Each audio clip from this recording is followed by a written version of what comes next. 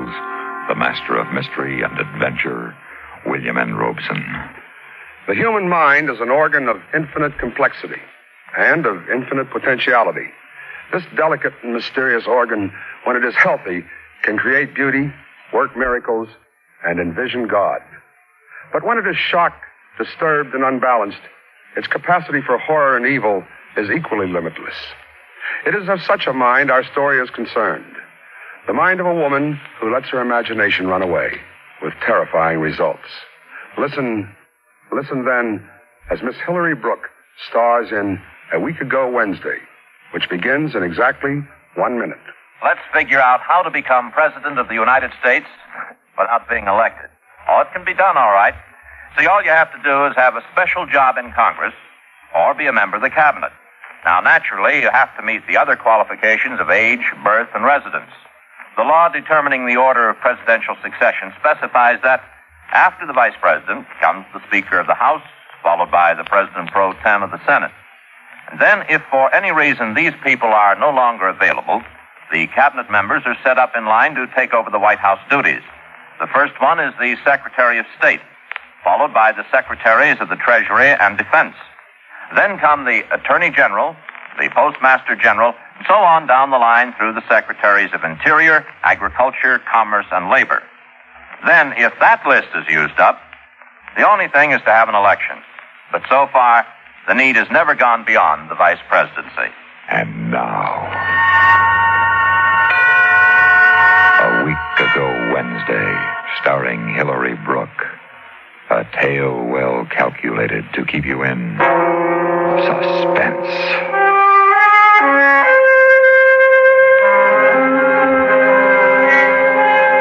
My husband and I had quarreled that Wednesday morning.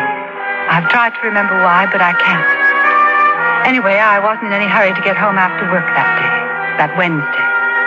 So I sat for a while on a bench in Central Park. The sky had a dirty face, and the tall buildings around the park looked almost too white.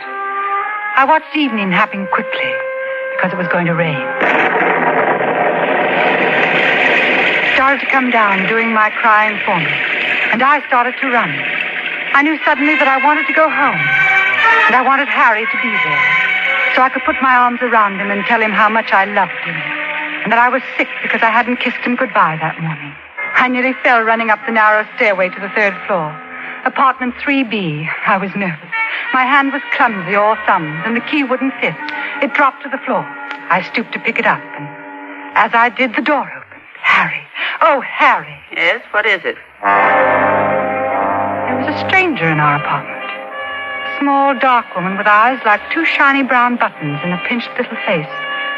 She was wearing a flowered apron, and she was holding a soggy dish towel. Well, what do you want? I can't stand out here all night. I'm cooking supper. There must be some mistake. What apartment did you want? 3B. Well, this is 3B. But it can't be. You see, I live Whoever you're looking for, I can't help you much. We only been living here a few days. Living here? Yes. What's the matter with you? Your clothes, they're sopping wet. The rain. I got caught in the rain. What are you talking about? It isn't raining. It is raining. I ran all the way because there was thunder and lightning. I don't know if you're drunk or crazy, maybe both. We had a thunderstorm last Wednesday, and it ain't rained again this past week. Wednesday? A week ago? Oh, no, You don't look so good. Come on, you better come in and sit down a minute. What is the matter with you? I must have got a chill when I got caught in the rain. Only you say it hasn't rained for a week. You sit right down here. I'll get some water. Now, don't move now.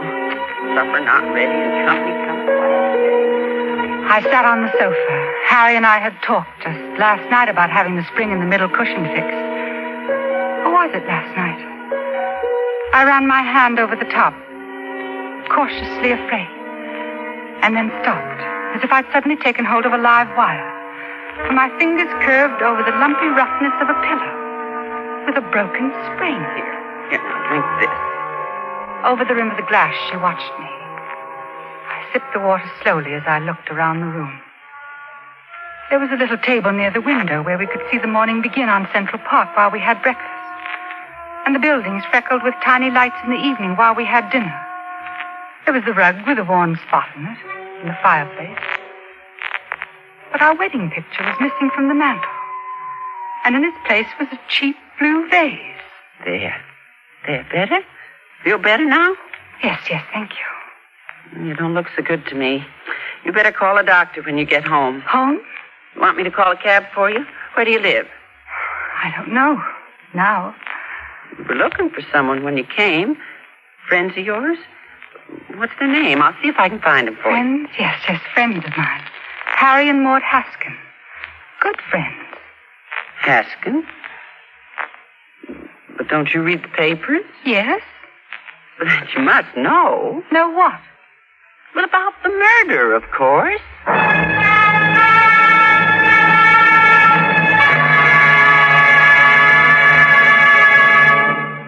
In a moment, we continue with the second act of Suspense. Let's take just about a minute to talk about three little words which mean a great deal to people all over the world. Monarchy, oligarchy, and republic. The first of these, monarchy, means rule by a single person, such as a king or queen.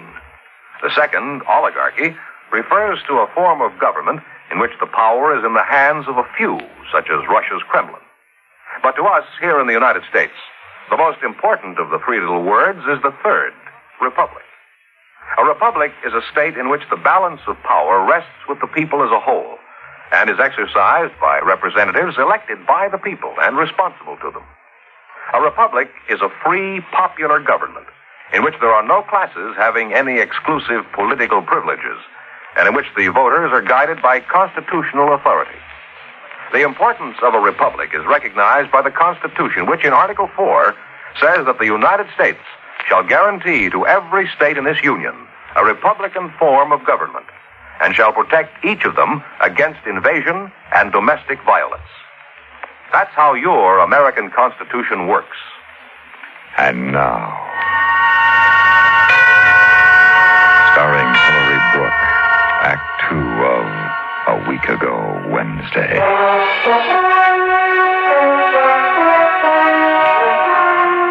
We moved in a couple of days after the murder. My husband didn't like the idea, but an apartment's an apartment these days. And I said to him, Charlie, it's a vacancy, so what if there was a murder? Murder?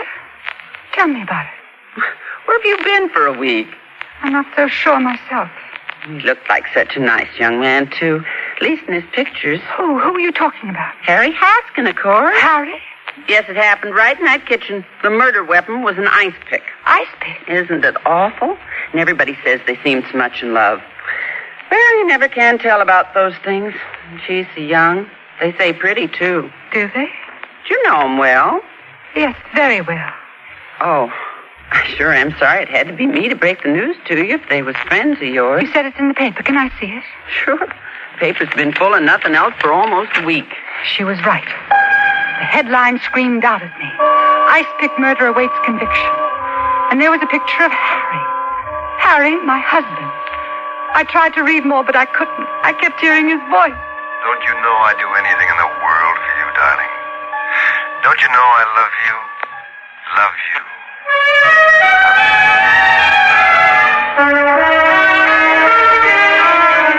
I don't remember leaving, running down those stairs and out the door. I just remember finding myself on the street again, half walking, half running. And then I was back in Central Park again. From out of nowhere, a little boy on a scooter came tearing around the bend. He turned sharply to keep from running into me. I watched him lose his balance. Toppled over and fell in a pathetic little heap on the ground. His knee was bleeding. And I ran over to pick him up. I bent over him, my arms outstretched to lift him to his feet again. And then I realized I was dead. I'd been murdered by my husband almost a week ago. I was dead. And I knew I dared not touch this child. I was afraid for him. And so I ran again. And I ran faster and faster till I couldn't hear him anymore.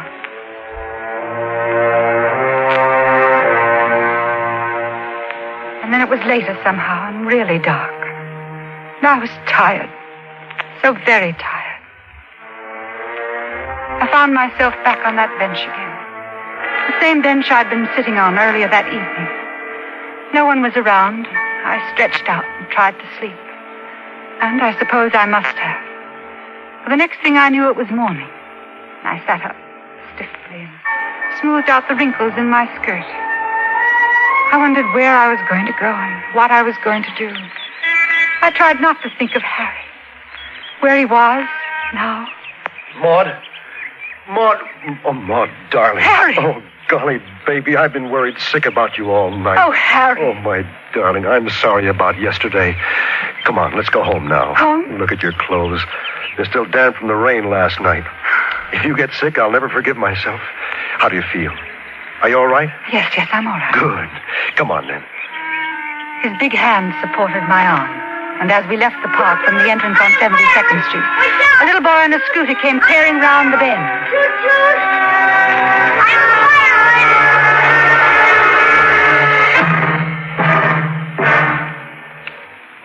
In just a moment, we continue with the third act of Suspense. How would you like to be a successful farmer? Naturally, all of us would like to be successful in anything, particularly in our chosen field.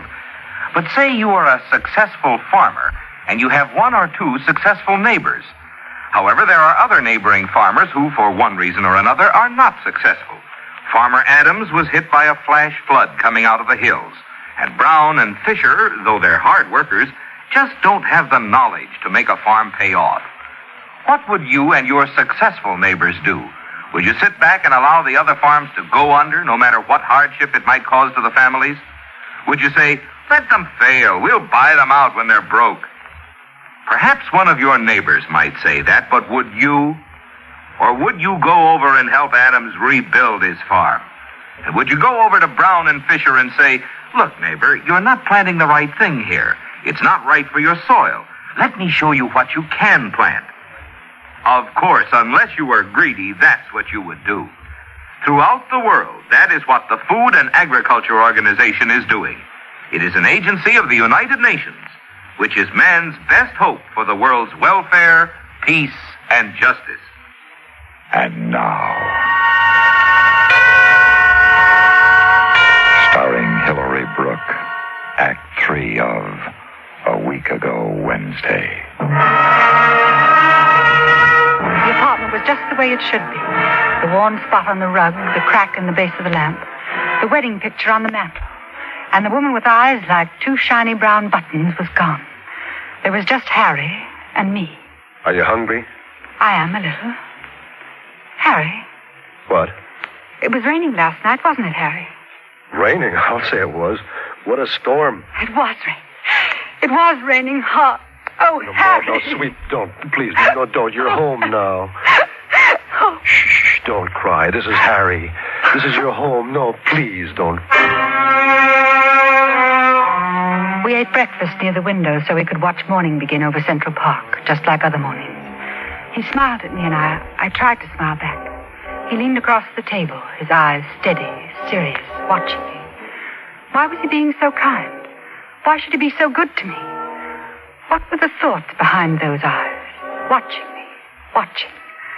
Was he already planning how he would murder me? I love you.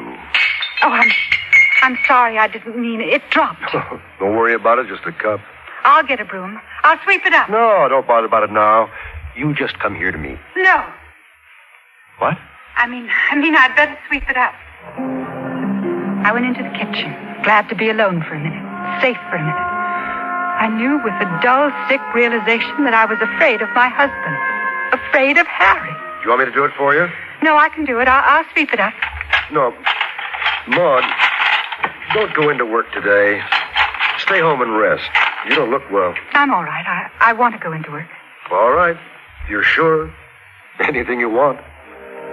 He was being good to me again. Too good to me. Anything I wanted. Anything. Why? I didn't trust him. He was too kind. His lips said sweet things, but what was on his mind? I love you. Do you? Well, don't you know I do? Yes, of course I do.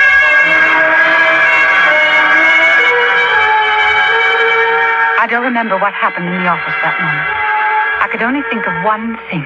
One thought kept repeating itself. I'm afraid of Harry. I'm afraid. My husband is going to kill me. I know because I dreamed it last night. It was a warning. My husband is going to kill me. But this was ridiculous.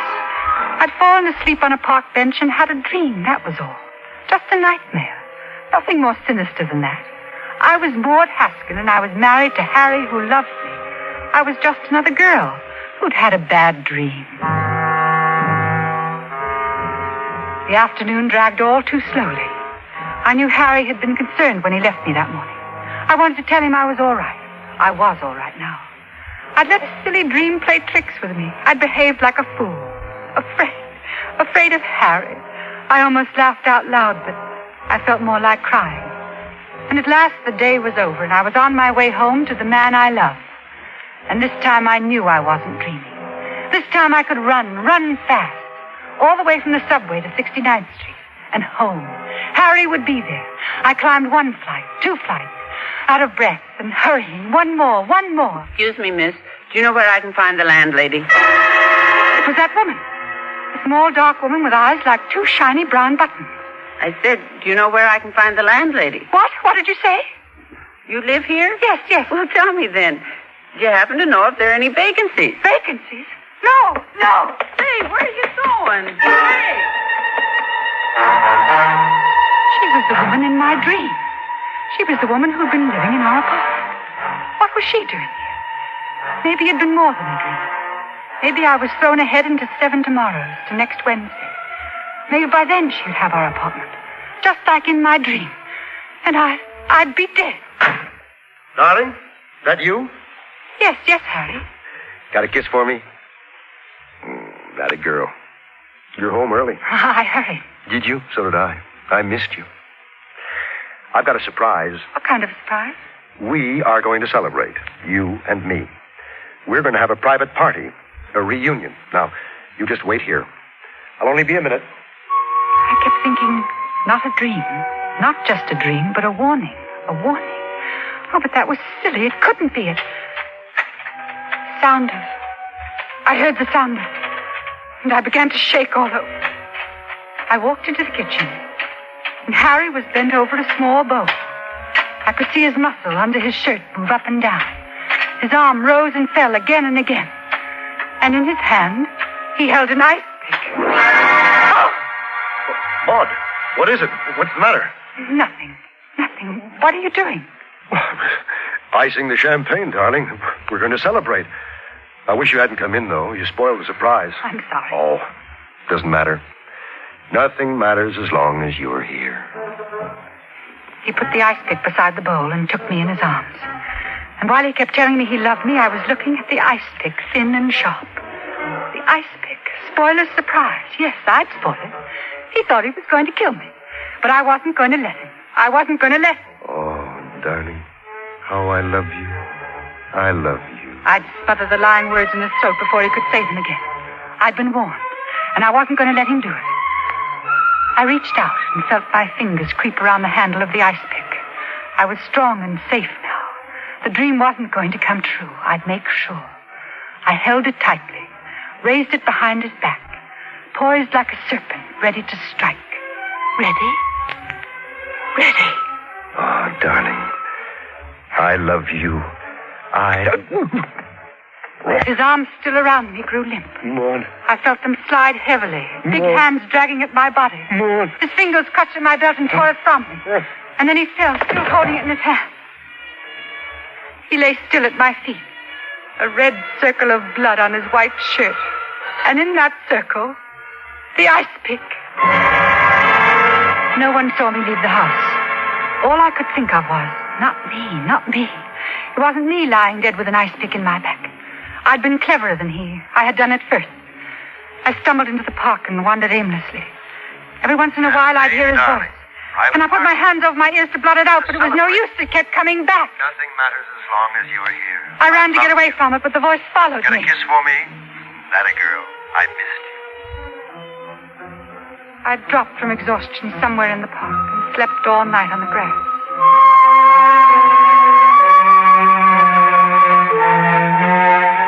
In the morning, I remembered, but I was too sick to care. I was sorry I woke up. I didn't ever want to wake up. But I started to walk again. I kept on walking until I couldn't go anymore. There was a bench. I sat down. Someone had been there before and left a newspaper. I picked it up and read it. And then I knew. As big and bold as life or death it mocked me. The words ice-pick murder jumped crazily on the page, and Harry's picture, just as it had been in my dream. Only this time I read on. Harry Haskin dead. Murdered. Police searching for wife Maud Haskin. And then I realized. Harry never planned to kill me. Harry loved me. I had tried to run away from a dream, just a dream.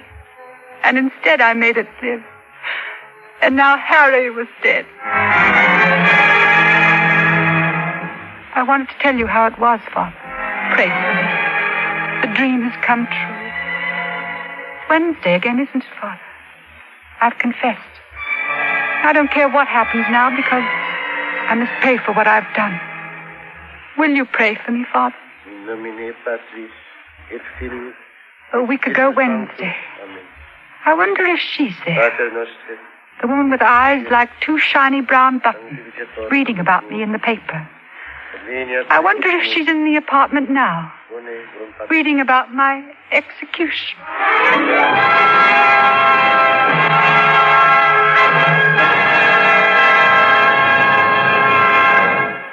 Suspense, in which Hilary Brooks starred in William N. Robeson's production of A Week Ago Wednesday by Winifred Wolfe. Supporting Miss Brooke in A Week Ago Wednesday were D.J. Thompson, John Daner, and Dick Beals. Listen. Listen again next week when we return with another tale well calculated to keep you in suspense.